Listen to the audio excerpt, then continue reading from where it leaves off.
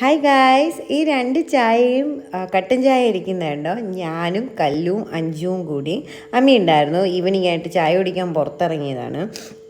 അപ്പോൾ ആ മിൻറ്റിൻ്റെ കട്ടൻ ചായ കല്ലൂനായിരിക്കുമല്ലോ, അവളാണല്ലോ ബർമൂടയൊക്കെ ഇട്ട് പരിഷ്കാരി.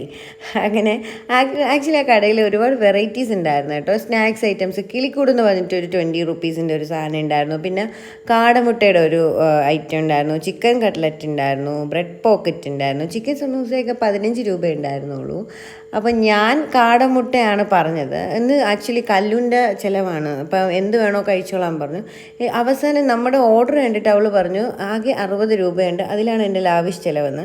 പിന്നെ പാത്രം കഴുകേണ്ടി വരുന്ന കുഞ്ചു തന്നെ ആയതുകൊണ്ട് അവൾ പറഞ്ഞു നമുക്ക് ബജിയിൽ ഒതുക്കാമെന്ന്. അങ്ങനെ ഞങ്ങൾ ബജി മേടിച്ച് ചായ എടുത്ത് പുറത്തോട്ട് വന്നപ്പോഴാണ് ആ സത്യം ഞങ്ങൾ അറിഞ്ഞത്. ഇവിടുത്തെ കടയിൽ സൈഡ് ഡിഷായിട്ട് ഒരു ചമ്മന്തിയും മയണൈസും ആണ് കൊടുക്കുന്നത്. അത് കൊള്ളായിരുന്നു കേട്ടോ. എഗ് ബാജിയുടെ കൂടി മയണൈസ് നല്ല കോമ്പിനേഷൻ ആയിരുന്നു. ഈ സ്ഥലം വന്നിട്ട് UST ഗ്ലോബലിനടുത്തുള്ള അമിഗോസ് ഹോട്ടലിന് തൊട്ടടുത്തുള്ള ടീ ഷോപ്പായിരുന്നു.